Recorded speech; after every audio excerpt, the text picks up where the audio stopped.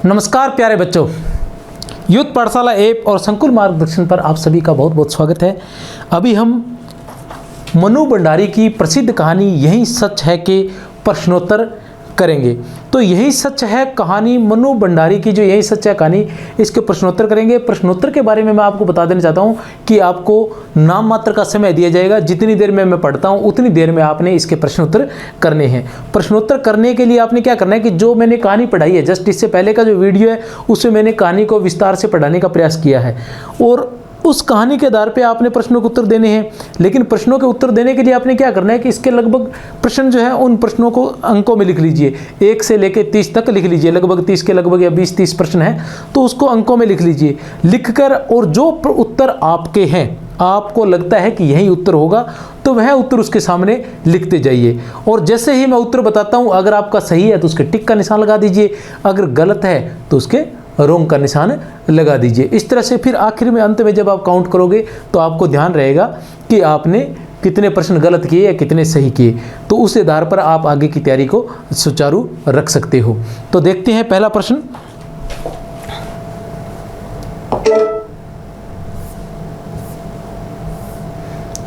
एक बार थोड़ा सा परिचय और बता देता हूं मैं, हालांकि कहानी के बारे में बता चुका हूं, फिर भी बता देना चाहता हूं। मनु भंडारी, पात्र परिचय। दीपा जो है कथा नायिका है। दीपा जो है वो इसकी कथा नायिका है। कानपुर में रहकर थीसिस पूरी कर रही है। पहले निशित से और अब संजय से प्रेम करती है। इसकी जो नायिका है वो है दीपा, जो सबसे पहले कहाँ रहती थी? पटना में रहती थी अपने माता पिता और भाई भाभी के साथ। फिर उसके पिता का देहांत हो जाता है और वहीं जो निशित है जिससे वो प्रेम करती है 18 वर्ष की आयु में, वह छोड़कर उसे चला जाता है। ठीक है, और फिर वो कहाँ आ जाती है? कानपुर में आ जाती है। कानपुर में थीसिस लिख रही है, रिसर्च कर रही है। उस दौरान संजय से उसे प्रेम हो जाता है। ठीक है, और उसके बाद वो कानपुर से कलकत्ता में जाती है। कलकत्ता में पुनः उसे निशित से प्रेम होता है और उसके बाद वो वापस कानपुर में आकर संजय से प्रेम करती है। कहानी बड़ी अजीब लग रही है। दूसरे पात्र हैं इसके संजय। संजय को कथा नायक माना जा सकता है। वह दीपा से प्रेम करता है, कानपुर में जॉब करता है और हर जगह देरी से पहुंचता है। संजय की आदत है कि वह हर जगह 2-3 घंटे देरी से ही पहुंचता है और दीपा से बहुत अधिक प्रेम करता है और दीपा के लिए हमेशा रजनीगंधा का फूल लेकर आता है। एक बार कभी दीपा ने उससे कहा था कि रजनीगंधा के फूल उसे पसंद है, तब से वह हमेशा रजनीगंधा के फूल लेकर आता है और इसी पर, यही सच्चा कहानी पर, इन्हीं फूलों के आधार पर रजनीगंधा फिल्म भी बनी हुई है। फिर देखते हैं इसके बाद प्रश्नोत्तर करवाएंगे। नाम मात्र का परिचय है। ईरा दीपा की मित्र है, कलकत्ता में रहती है। ईरा जो है वो दीपा की मित्र है और कहाँ रहती है? कलकत्ता में रहती है। उसके एक पुत्र है मनु। उसके बाद आता है निशित। दीपा ने जिसे 18 वर्ष की उम्र में प्रेम किया था, कलकत्ता में रहता है। दीपा के इंटरव्यू में भी मदद करता है। अभी है हमारे पास हमारा पहला प्रश्न। हमारा पहला प्रश्न, मैं जितनी देर में बोलूंगा उतनी देर में ही आपने तय करना है कि इसका उत्तर क्या होगा। उसके बाद मैं उत्तर बता दूंगा। देखते हैं क्या है। अच्छा लगे तो चैनल को सब्सक्राइब अवश्य कर लेना और बाकी आप लोगों की मर्जी, हम प्रयास करते रहेंगे। यही सच है कहानी के रचयिता है। यही सच है कहानी के रचयिता है। बहुत ही आसान सा प्रश्न है, ज़्यादा इस पे माथापच्ची मैं नहीं करूंगा। मनु भंडारी, यही सच है कहानी के कौन है? रचनाकार कौन है? मनु भंडारी। ये आपको याद ही होना चाहिए आसानी से। यही सच है कहानी के रचयिता कौन है? मनु भंडारी। हिंदी व्याख्याता की जो परीक्षा है या हिंदी व्याख्याता का जो पाठ्यक्रम है उसमें यही सच है कहानी लगी हुई है। यही सच है और यह 1966 ईस्वी में प्रकाशित हुई थी। यह 1966 ईस्वी में प्रकाशित हुई थी। यह एक कहानी संग्रह था 1966 ईस्वी में जो प्रकाशित हुआ था।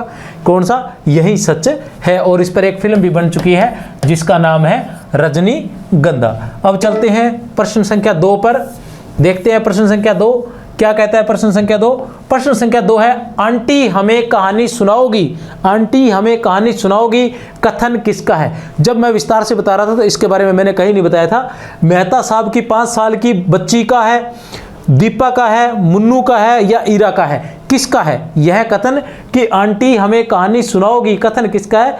मेहता साहब की 5 साल की बच्ची का है। तो आपको बता देना चाहता हूं कि यह कथन जो है वह मेहता साहब की 5 साल की बच्ची का है। इसके बारे में बीबीसी आता है, मैं उसके बारे में बता देता हूँ किसका है। मेहता साहब की 5 साल की बच्ची का है। इसमें एक जगह प्रसंग आया, प्रसंग ये है कि जो दीपा है कानपुर में रहती है, कानपुर के उसके पड़ोस में मेहता साहब भी रहते हैं, और जब तब मेहता साहब की 5 साल की बच्ची उसके पास कहानी सुनने के लिए या उसके पास आ जाती है, लेकिन वह उसे पसंद नहीं करती। कारण यह है कि मिसेज मेहता जो है वो कभी भी उससे हालचाल तक नहीं पूछती है। यहाँ तक कि मेहता साहब कभी 5-10 दिन में, 7-8 दिन में उससे हालचाल पूछ लेते हैं कि दीपा कैसी हो, लेकिन वो मिसेज मेहता जो है वो कभी उससे बातचीत भी नहीं करती है, इसलिए उसका आना उसे ज़्यादा पसंद नहीं है। लेकिन एक बात यह है कि वो यह भी सोचती है कि अगर मिसेज मेहता उससे नहीं मिलती है तो ये अच्छी बात है, क्योंकि इससे उसकी स्वतंत्रता का हनन नहीं हो रहा है, वह स्वतंत्र रूप से अपना जीवन यापन कर सकती है। चलो देखते हैं, बस इतना ही प्रसंग है मेहता साहब का, और ज़्यादा बड़ा प्रसंग मेहता साहब का नहीं है। प्रश्न संख्या 3 हमारे पास आ जाता है। प्रश्न संख्या 3 क्या कहता है कि संजय कौन से फूल लिए मुस्कुराता सा दरवाजे पर खड़ा था। संजय कौन से फूल लिए मुस्कुराता सा दरवाजे पर खड़ा था। मैंने कहानी में बताया था कि एक बार दीपा उससे कहती है कि मुझे उसके फूल पसंद है, इसलिए वो फूल लेकर हमेशा आता है और गुलदस्ते में लगा लेता है, और दीपा को जब वह उन फूलों को देखती है तो उसे लगता है कि संजय ही जैसे देख रहा है। संजय को वह अपने चारों तरफ महसूस करती है। देखते हैं किसके फूल लेके आता है। लिली के लेके आता है फूल, या फिर चमेली के, या फिर रजनीगंधा के, या फिर मोगरा के। मैं पहले कह चुका हूं कि एक ही बार बोलूंगा, क्या लिली के, चमेली के, रजनीगंधा के या मोगरा के, तो किसके लेके आता है, रजनीगंधा के लेके आता है। और जो मुख्य थे रजनीगंधा ही फूल इसका प्रमुख है, और उसी के आधार पर फिल्म भी बन चुकी है रजनीगंधा। इतनी बार बता चुका हूं, मुझे नहीं लग रहा कि अब भी आप इसमें से कहीं कोई प्रश्न गलत होगा, और जो पढ़ाएंगे ऐसा पढ़ाएंगे कि प्रश्न गलत होने का कहीं कोई चांस नहीं रहेगा। प्रश्न संख्या 4 क्या कहता है, संजय ने दीपा को देरी से आने का कारण क्या बताया। संजय ने दीपा को देरी से आने का कारण क्या बताया। दीपा उसका इंतजार कर रही थी। क्यों इंतजार कर रही थी, क्योंकि ईरा का पत्र आया था। ईरा के पत्र में क्या आया था, ईरा के पत्र में यह आया था कि कलकत्ता के लिए तुमने जो अपने डॉक्यूमेंट्स भेजे थे उसके आधार पर तुम्हारा साक्षात्कार तय हो गया और तुम्हें साक्षात्कार के लिए बुलाया गया है। यह खुशखबरी वह संजय को देना चाहती थी, लेकिन संजय का इंतजार करती रही, और संजय को आदत थी कि वह जहां भी पहुंचता था 2-3 घंटे देरी से पहुंचता था। आज भी वो देरी से पहुंचा, और दीपा पूरी तरह से उससे नाराज थी, वह उससे बात भी नहीं करना चाहती थी। लेकिन जब वह बताता है, फिर वह उससे कारण पूछती है, वह अपने आप बिना बताए ही उसको कारण बताता है। तो क्या कारण बताता है, गाड़ी खराब हो जाती है, क्वालिटी में दोस्तों के बीच फंस जाना, ऑफिस में अतिरिक्त कार्यभार, कौन सा था, क्या था। तो आपको बता देना चाहता हूं, क्वालिटी में दोस्तों के बीच फंस जाना, क्वालिटी में दोस्तों के बीच में फंस जाना, क्या था, क्वालिटी में दोस्तों के बीच में फंस जाना। प्रश्न संख्या 5 अभी है। प्रश्न संख्या 5 क्या कहता है, प्रश्न संख्या 5, प्रश्न संख्या 5 कह रहा है कि खट खट खट वही परिचित पद ध्वनि, खट खट खट वही परिचित पद ध्वनि, खट खट खट वही परिचित पद ध्वनि क्या है।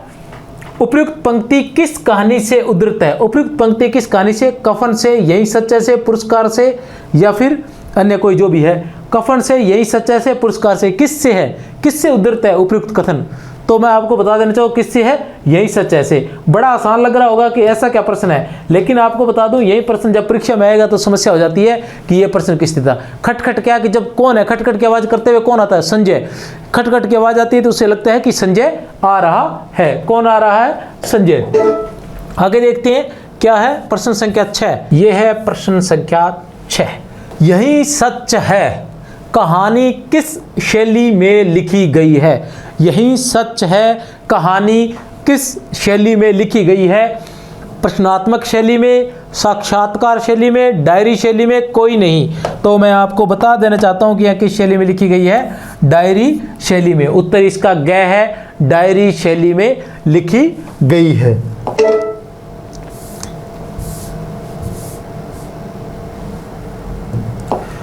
दीपा सुबह से संजय को कौन सी बात सुनाने के लिए आतुर थी। मैं पहले बता चुका हूं, दीपा सुबह से संजय को कौन सी बात सुनाने के लिए आतुर थी। ईरा के पत्र की बात, निशित की बात, थीसिस की बात, या उपयुक्त सभी। तो किसकी थी, ईरा के पत्र की। ईरा का पत्र आया था और उसमें लिखा था कि कलकत्ता में आपको नौकरी के लिए बुलाया है। कितने रुपए की नौकरी थी, 300 रुपए की नौकरी थी। प्रश्न संख्या 8 क्या कहता है प्रश्न संख्या 8? प्रश्न संख्या 8 है हमारे पास, वो ये है कि संजय के अनुसार किसके ख्याल ने हमेशा उसे कलकत्ता तबादले के लिए रोक दिया? संजय के अनुसार किसके ख्याल ने हमेशा उसे कलकत्ता तबादले के लिए रोक दिया था? संजय के अनुसार, कि संजय कहता है कि किस ख्याल ने, मतलब संजय को किस ख्याल ने कलकत्ता, संजय कहाँ करवाना चाहता था अपना तबादला? कहाँ काम कर रहा था? कानपुर में कर रहा था। वह अपना तबादला कहाँ करवाना चाह रहा था? संजय अपना तबादला कलकत्ता करवाना चाह रहा था, लेकिन एक कारण था जिसकी वजह से वह कलकत्ता नहीं जाना चाहता था। कानपुर के वातावरण ने, दीपा के ख्याल ने, अपने दोस्तों के ख्याल ने, उपयुक्त सभी ने। आप बता सकते हैं कौन से? उपयुक्त सभी भी हो सकता है। तो मैं आपको बता दूं कि दीपा के ख्याल ने, क्योंकि दीपा यहाँ थी और वो दीपा को छोड़कर जाना नहीं चाहता था, इसलिए वो कानपुर में ही रह रहा था। अभी आता है हमारे सामने प्रश्न संख्या 9। प्रश्न संख्या 9 क्या है? प्रश्न संख्या 9 है, देखो संजय, मैं 1000 बार तुमसे कह चुकी हूं कि उसे लेकर मुझसे मजाक मत किया करो। देखो संजय, मैं तुमसे 1000 बार कह चुकी हूं कि उसे लेकर मुझसे मजाक मत किया करो। उपयुक्त पंक्ति में उसे सर्वनाम का प्रयोग किसके लिए हुआ है? उपयुक्त पंक्ति में उसे सर्वनाम का प्रयोग किसके लिए हुआ है? तो हम देखते हैं किसके लिए हुआ है। निशित के लिए, मेहता साहब के लिए या ईरा के लिए? निशित के लिए, मेहता साहब के लिए या ईरा के लिए या बहन भाई के लिए? तो किसके लिए? निशित के लिए। किसके लिए? निशित के लिए हुआ है उसे, क्योंकि संजय अक्सर उसे लेकर उसे मतलब उस पर उसकी निशित की बात कर लेता था उसे चिढ़ाने के लिए, और वो उसे बिल्कुल भी पसंद नहीं था।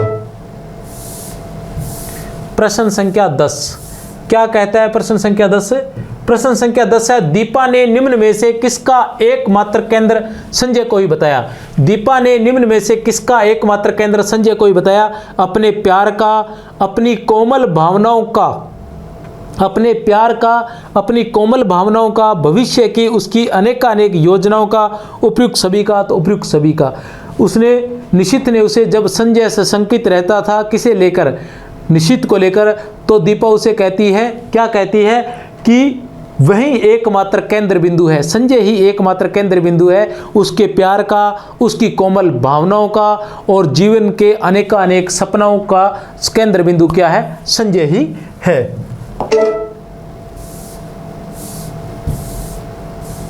प्रश्न संख्या 11 क्या है? प्रश्न संख्या 11, कलकत्ता शहर से संबंधित संगत कथन है। कलकत्ता शहर से संबंधित संगत कथन है। क्या है कलकत्ता शहर से संबंधित?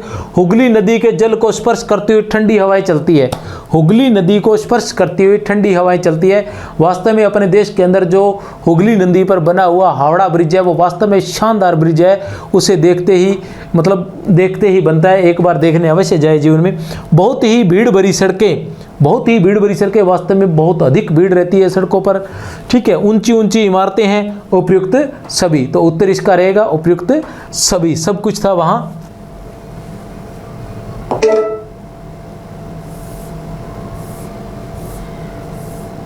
कॉफी हाउस में निशित जब दीपा और ईरा की मेज पर आ जाता है तो दीपा को न चाहते हुए भी क्या करना पड़ता है? कॉफी हाउस में निशित जब दीपा और ईरा की मेज पर आ जाता है तो दीपा को न चाहते हुए भी क्या करना पड़ता है?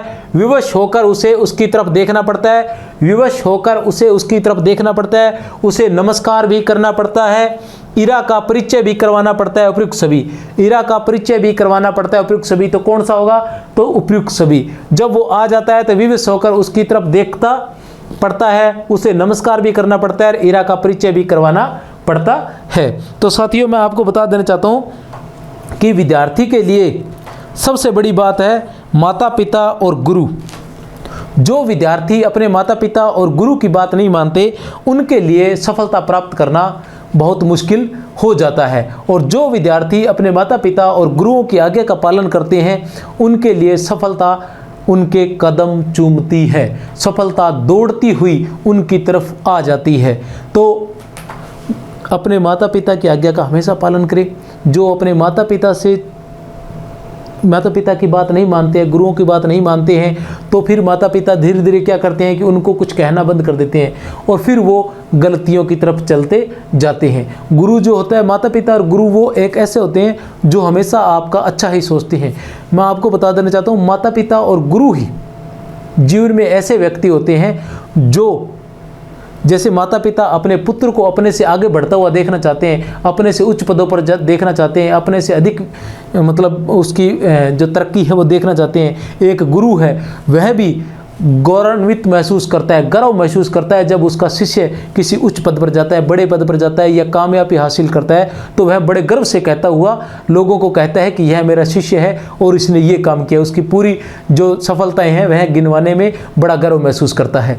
तो हमेशा माता पिता और गुरु की आज्ञा का पालन करें। वे सदैव इस प्रयास में रहते हैं कि आप सफलता प्राप्त करें।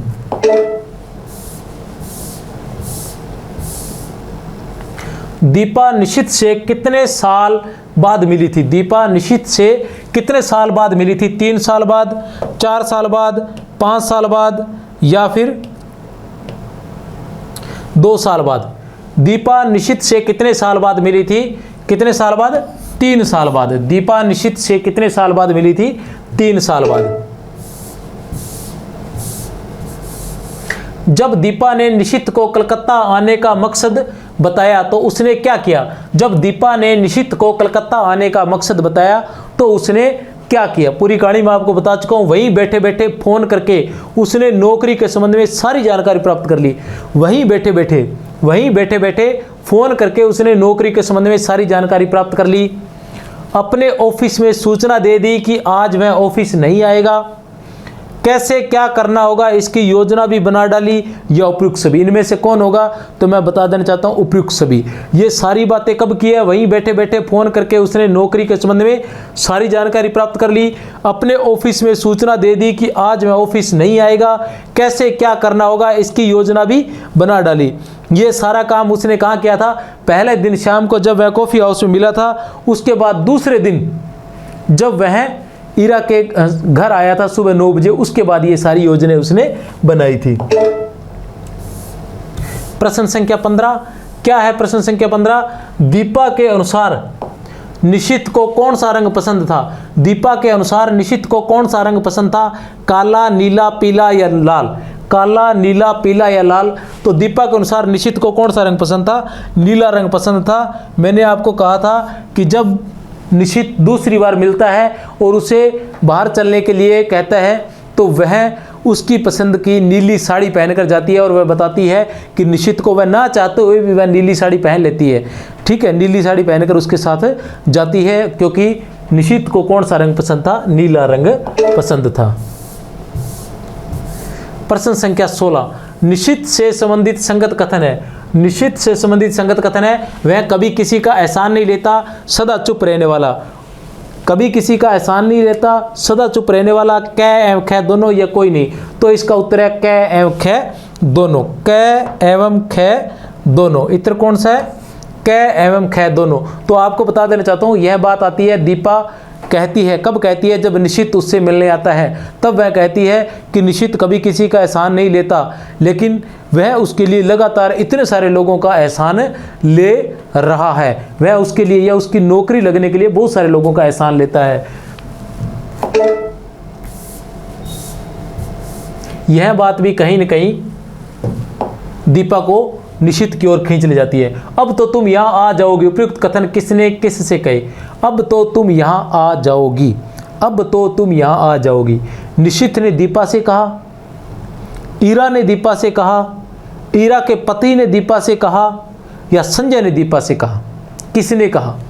निशित ने दीपा से कहा, ईरा ने दीपा से, ईरा के पति ने दीपा से या संजय ने दीपा से? तो आपको बता देना चाहता हूँ किसने? निशित ने दीपा से। किसने? निशित ने दीपा से कहा था कि अब तो तुम यहाँ आ जाओगी। यहाँ कहाँ आ जाओगी? यहाँ कलकत्ता में, क्योंकि अब तुम्हारी जॉब लग जाएगी कलकत्ता में, तो तुम अब यहाँ कलकत्ता में आ जाओगी। कहाँ से आ जाओगी कलकत्ता में? कानपुर से। कानपुर में वो क्या करती थी? रिसर्च कर रही थी, थीसिस लिख रही थी। कानपुर में रिसर्च कर रही थी। और इससे पहले वो कहाँ के रहने वाली थी? पटना की रहने वाली थी। कहाँ की? पटना की। प्रश्न संख्या 18 क्या है? प्रश्न संख्या 18, तुम्हारे यहाँ आने से मैं बहुत खुश हूँ। तुम्हारे यहाँ आने से मैं बहुत खुश हूँ। उपयुक्त कथन किसका है? इरा का, दीपा का, संजय का या निशित का? इरा का, दीपा का, संजय का या निशित का? तुम्हारे यहाँ आने से, तो किसका है यह कथन है निशित का। निशित उसे कहता है कि तुम्हारे यहाँ आने से मैं बहुत खुश हूँ। कहाँ आने से? जब वह कलकत्ता जाती है साक्षात्कार के लिए, इंटरव्यू के लिए जब वह कलकत्ता जाती है तो उस बात के लिए वह कहता है कि मैं तुम्हारे यहाँ आने से बहुत खुश हूँ। प्रश्न संख्या 19 क्या है? प्रश्न संख्या 19 है, दीपा निशित को क्या बताना चाहकर भी बता नहीं पा रही थी। दीपा निशित को क्या बताना चाहकर भी बता नहीं रही थी कि वह संजय से प्रेम करती है, कि नौकरी के बाद वह संजय से विवाह करेगी, कि संजय बहुत अच्छा है, बहुत ही, ठीक है, क्या नहीं कर पा रही थी? तो उत्तर है हमारे पास उपयुक्त सभी। ये सभी बातें, जैसे ही निशित मिला था तब से वह बार बार उसे नफरत ही करती है और बार बार ये कहना चाहती है कि मैं संजय को पसंद करती हूँ, नौकरी लगते ही संजय से शादी कर लूँगी, संजय बहुत ही अच्छा है, बहुत ही अच्छा है, लेकिन वह चाहकर भी ये बातें नहीं कह पाती है और धीरे धीरे पुनः निशित से ही प्रेम करने लग जाती है। जाकर पहुंच की खबर देना, जाकर पहुंच की खबर देना। प्रश्न संख्या 20, जैसे ही मुझे इधर कुछ निश्चित रूप से मालूम होगा तुम्हें सूचना दूंगा। जाकर, कहाँ जाकर, किसको कह रहे हैं? ठीक है ना। उपयुक्त कथन किसका है? उपयुक्त कथन किसका है? संजय का, निशित का। उपयुक्त कथन किसका है? उपयुक्त कथन किसका है? संजय का, निशित का, ईरा का या फिर मेहता साहब का? संजय का, निशित का, ईरा का या मेहता साहब का? तो उपयुक्त कथन किसका है? निशित का। निशित उसे कहता है कि जाकर पहुंच की खबर देना। भी जाकर, कहाँ जाकर? कानपुर में जाकर। कहाँ से जा रही है? कलकत्ता से जा रही है। कहाँ जा रही है? कानपुर। कलकत्ता क्या करने आई थी? साक्षात्कार के लिए। अब वो कहाँ जा रही है? कानपुर जा रही है। देना, जैसे ही मुझे उधर कुछ निश्चित रूप से मालूम होगा मैं तुम्हें, अगर मुझे यहाँ कुछ भी निश्चित रूप से मालूम होगा कि तुम्हारे साक्षात्कार का क्या हुआ, तुम सफल हुए या नहीं, जो भी निर्णय होगा, जो भी मतलब रिजल्ट आएगा, वो मैं तुम्हें सूचना दे दूंगा जैसे ही आते ही। तो साथियों, ये थी मनु भंडारी की कहानी, यही सच है। इसके प्रश्नोत्तर किए, इसी के साथ बहुत बहुत शुभकामनाएं। सफलताएं प्राप्त करो, आगे बढ़ते जाओ। हर चीज़ जो भी एक बार देख लो, जो भी पढ़ लो, वो सब आपको याद हो। बहुत बहुत शुभकामनाएं, बहुत बहुत शुभकामनाएं। जय हिंद, जय भारत।